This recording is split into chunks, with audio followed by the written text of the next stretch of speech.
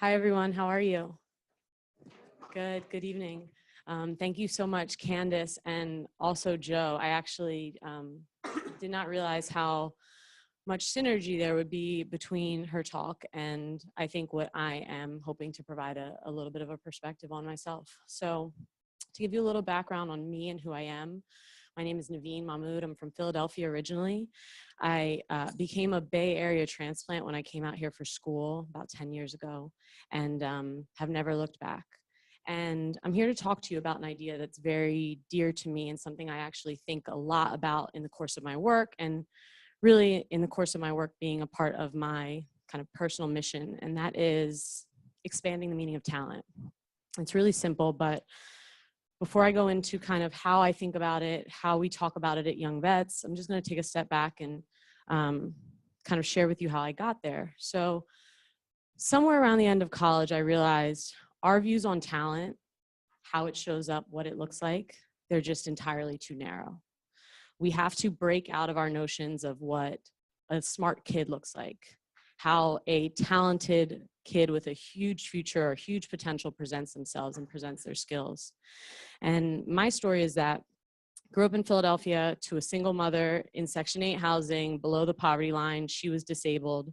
And by some magic that she worked, she got me my first scholarship to a private school at 2.5, preschool Montessori school. And from then on, I was quickly identified as a high-performing, low-income student, and I was invested in heavily. I had scholarships all the way through to high school where they actually exceeded the cost of my attendance at an elite private girls' school. And I had $15,000 a year from another foundation to do whatever my heart desired because they decided I was intelligent. They decided I was smart, decided I was worthy. So by the time I got to senior year of high school, I had won an additional scholarship to college to go wherever I wanted. And all these news cameras showed up, and they showed up in my classroom. And for the first time, I had a microphone in front of me, and I had a really funny question asked to me. And they said, how does it feel to know you're going to go to college? And it hit me that I never thought twice about whether or not I would go to college because I had always been affirmed as worthy, smart, the top of the class, the top of this, the top of that. And it's because of the way I performed in the classroom. And somewhere around the time I graduated college, I met someone who totally changed my worldview.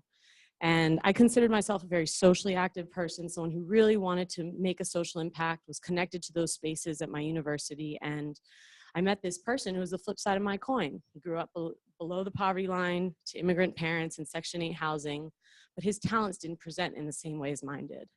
He ended up actually dropping out of high school. And it was basketball that brought him back into the academic world, but with a whole other set of resources and opportunities for investment presented to him because of his skill. And as he went on in life and went further, we started to notice kind of where we had ended up via very different paths. We started to zoom in on this reality that we define talent far too narrowly. And if we continue to do so, we're going to continue to end up with the same results that we have. And so expanding our notions of talent are mission critical to us finding completely overlooked talent pools that are generally in underserved areas, but our society, our quote unquote thriving society, are really the ones falling behind because we're missing entire pools of talent that we can't recognize. We don't know how they present themselves.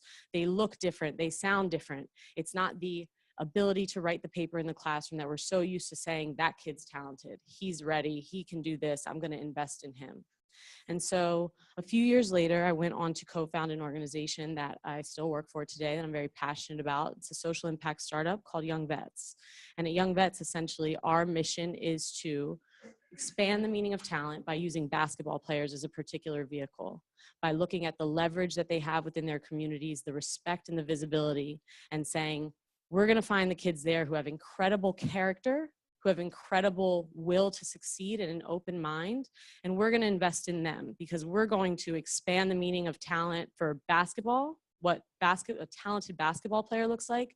They don't necessarily have to go to the league, have to go to college. They can use the sport as a vehicle for any type of personal advancement. And the other side of that is changing the notions of talent in this world and how intelligence presents itself and can be harnessed for all of our benefit. So at this point, we feel that we're working really hard towards the one side of that equation. creating a new method for human capital development that is focused on these overlooked talent pools, that is focused on mining talent that looks different, that has box braids, that wears J's, that may speak a little bit differently, but is actually really intelligent and hitting on a point that maybe we just can't understand because of the way that we're educated very formally and very properly. And the other half of that equation is what I'm here to really pose to all of us. When Nick reached out and shared with me who this audience was going to be full of young millennials who are passionate, who see the world opening up, who see all types of different intersectionality. I wanted to share this message, and that is that we are the other half of that equation. We have to expand our notions of talent and give room for it to show up in different ways, to look differently, to sound differently, to feel differently, sometimes uncomfortably.